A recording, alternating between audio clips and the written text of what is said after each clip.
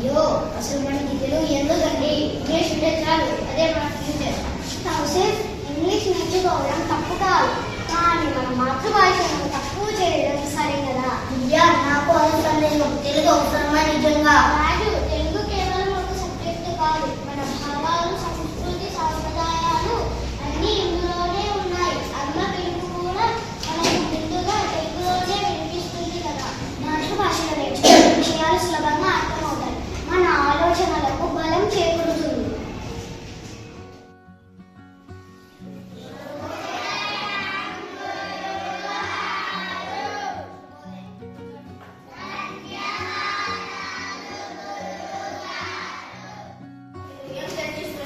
గురువు గారు, ఈ రోజుల్లో తెలుగు అవసరమా అన్నదే మా చర్చ. చాలా మంచి ప్రశ్న. అందుకే ప్రతి సంవత్సరం అంతర్జాతీయ మాతృభాష దినోత్సవం జరుపుకుంటారు. ప్రపంచంలో ప్రతి భాషను కాపాడాలని యునెస్కో ఈ రోజును గుర్తించింది. ఇంగ్లీష్ నేర్చుకోండి, హిందీ నేర్చుకోండి, ఇతర భాషలు కూడా నేర్చుకోండి, కానీ ముందుగా మీ మాతృభాషను గౌరవించండి. భాష పోతే గుర్తింపు పోతుంది, గుర్తింపు పోతే సంస్కృతి నశిస్తుంది. గురువు గారు, ఇప్పుడు అర్థమైంది. తెలుగు లేకపోతే నేనే కాదు, ఇక్కడ నుంచి నేను తెలుగులో మాట్లాడడానికి అస్సలు సిగ్గుపడను. నువ్వు పుస్తకాలు చదువుతాను, నేను మా ఇంట్లో తెలుగులోనే మాట్లాడతాను. మన భాష